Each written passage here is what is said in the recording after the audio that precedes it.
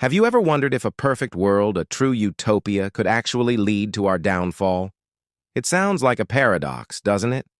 But what if I told you that an experiment from over 50 years ago showed exactly that? A world with unlimited food, water, and no predators, designed to be a paradise, turned into a living nightmare.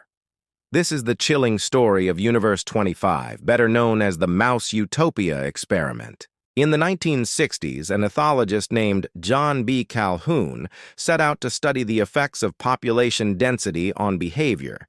He built a series of elaborate habitats for rodents. The most famous of these was Universe 25. Imagine a giant, climate-controlled enclosure, meticulously designed to be a mouse paradise. It had everything a mouse could ever want: endless food from dispensers, a constant supply of fresh water, cozy nesting boxes, and complete protection from predators and disease. It was built to comfortably house thousands of mice.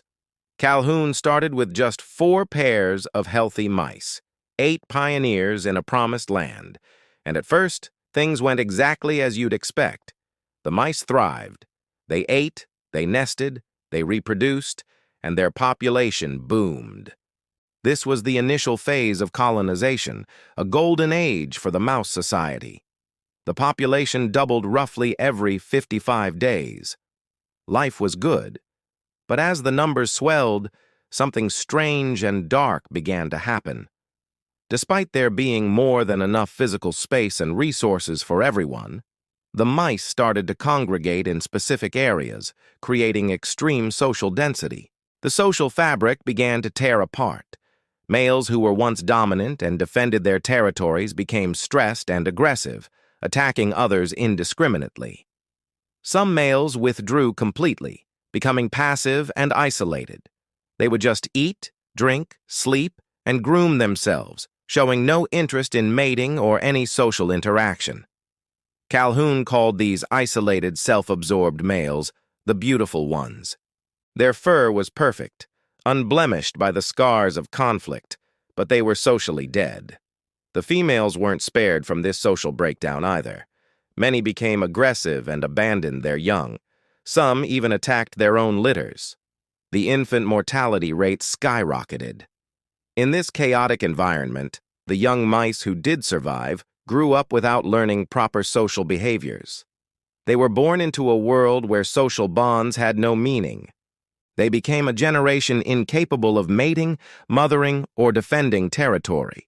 The social skills essential for survival had been lost. This catastrophic collapse of social behavior is what Calhoun famously termed the behavioral sink. It's a state where a society, despite having all its material needs met, collapses under the weight of its own social complexity and density. The mice had everything they needed to live, but they had lost everything they needed to live for. Their world had become a psychological cage, even though the physical cage was a paradise. Eventually, reproduction ceased entirely. The last surviving mice lived out their days in this dysfunctional, empty world, grooming themselves until they died of old age. The utopia had led to total extinction. So, what does a 50-year-old experiment with mice have to do with us? When Calhoun published his findings, many drew immediate parallels to human society.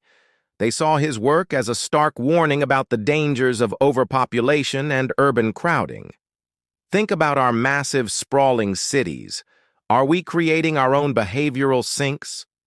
Are we seeing signs of social withdrawal, anxiety, and a breakdown of community bonds in our increasingly crowded and digitally isolated world? The parallels are unsettling. We live in an age of unprecedented material abundance for many parts of the world. We can have food delivered to our door, connect with thousands of people online without ever leaving our homes, and entertain ourselves endlessly. We have, in a sense, built our own kind of utopia, one of convenience and comfort. Yet we're also facing epidemics of loneliness, mental health crises, and declining birth rates in many developed nations. Are we becoming the beautiful ones? Focused on our own digital reflections, perfectly curated but socially sterile? Calhoun himself worried about the death of the spirit in humanity.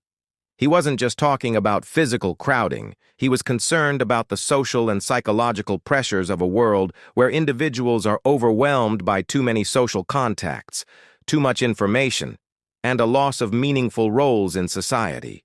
It's not just about the number of people, but the quality of our connections. Now, let's throw a modern twist into this dystopia: artificial intelligence. AI is accelerating these trends in ways Calhoun could have never imagined. It promises an even greater utopia of abundance and ease. AI could automate jobs, solve complex problems, and create wealth beyond our wildest dreams. But what happens to human purpose in such a world? If AI can do everything better than us, from art and science to companionship, what will be our role? What will we strive for? The risk is that AI could create the ultimate behavioral sink for humanity. By catering to our every need and desire, it could inadvertently remove the very challenges that give our lives meaning. Struggle, purpose, and the need to cooperate and build communities are fundamental to the human spirit. If an all-powerful AI provides everything, we might just retreat into our own versions of the beautiful ones, living passive lives of consumption and distraction, while the world is run by algorithms.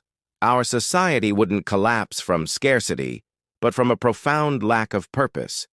This isn't just a scene from a sci-fi movie. It's a real philosophical and ethical dilemma we're facing right now. The future of humanity might not be a battle against killer robots, but a struggle to maintain our own sense of identity and meaning in a world of artificial perfection.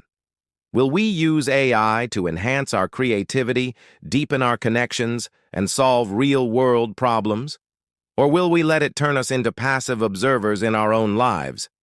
Calhoun's experiment is a powerful cautionary tale. It shows that a society's health isn't just measured by its material wealth or technological advancement, but by the strength of its social bonds and the sense of purpose of its individuals. It reminds us that paradise isn't about having everything. It's about having a reason to get up in the morning. As we stand on the cusp of a new technological era, the story of the Mouse Utopia has never been more relevant. We have to decide what kind of future we want to build, one that serves our deepest human needs or one that leads us down the path of the beautiful ones into a perfect, empty cage. Thank you so much for watching. This is a heavy topic, and I'd love to hear your thoughts in the comments below. Do you see parallels to our world? Do you think AI is a threat or a promise? It's up to us. Let's discuss it.